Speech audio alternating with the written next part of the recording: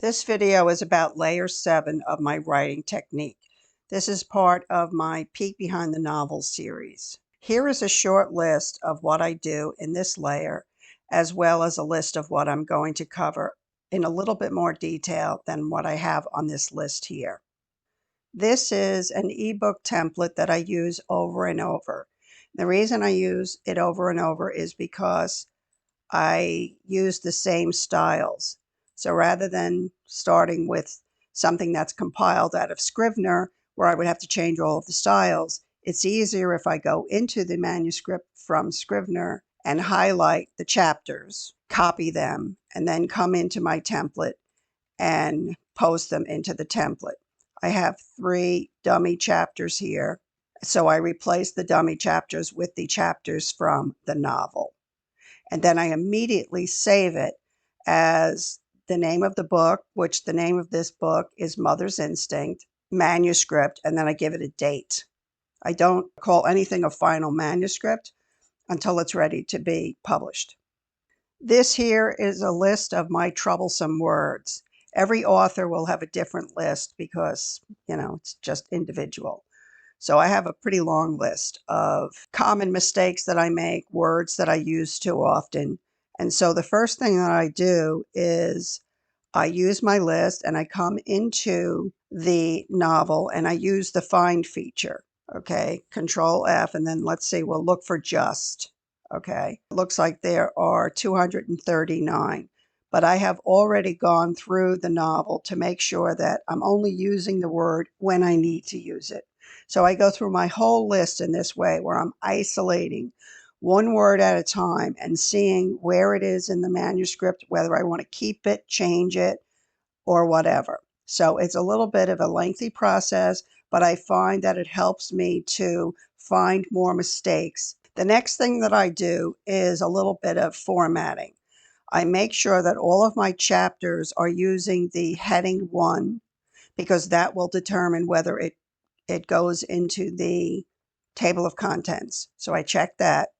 Then I check my first paragraph and make sure that it is normal, no indent. And then I take the first line and I use the uppercase. Now I do this in lieu of drop caps. And the reason I do that is because with ebooks, the readers have all kinds of control over the size of their font, the style of their font, the color of their screens. And I just find that the drop cap is a little tricky. It doesn't always look right. It doesn't always line up. So I have switched through the years to just using the uppercase in the first line to give it just a little bit of extra style. And then the next thing that I do is I use the find and replace feature, and I replace my scene endings, which I was using in Scrivener, just 3 asterisks, and I changed them out for these 4 design square things. I don't even know where I got these, but I really like them and I use them all the time. So I do that next. Then in some of my chapters, I have what I guess I would call a subheading. It's either a chapter date or a meanwhile, here's one 2 days later. So I make sure that these are all properly styled the same too. Okay, and then the next thing that I do is I fill in my main character lists. I self-publish, so I like to have a main character list.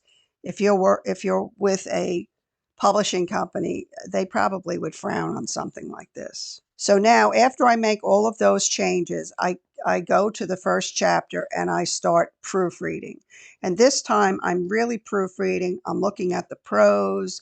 I'm looking at the style, how the sentences are starting, verb tense. I really go through it in this level of proofreading. So once I finish that level of proofreading, I do the Microsoft Word spell check because very often while I am proofreading, I decide to change a sentence here or a sentence there. So I wait until all of that is done before I do a formal Word spell check. And then I also do the grammar check. And then the last step before I leave this is I use the find feature and I search out all of my quotes. This is a little tedious also, but it has to be done to make sure that all of the quotes have a beginning and ending quote. Although I try to be very careful about these when I'm writing, I always find several that I forgot, or occasionally I have a quote where there shouldn't be one. So once I get to the end of this, that completes my proofreading in this layer. The next layer is layer 8, and in that layer, I will do a read back. I let Microsoft Word read the story back to me, and I listen.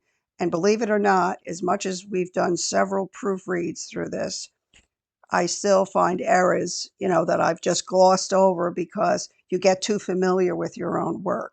So the read back helps me find, other errors. I hope you enjoyed the video. If you liked it, please give me a thumbs up and subscribe to the channel. Don't forget to see my other videos on YouTube, especially the ones in a peek behind the novel series. I'll see you in the next video.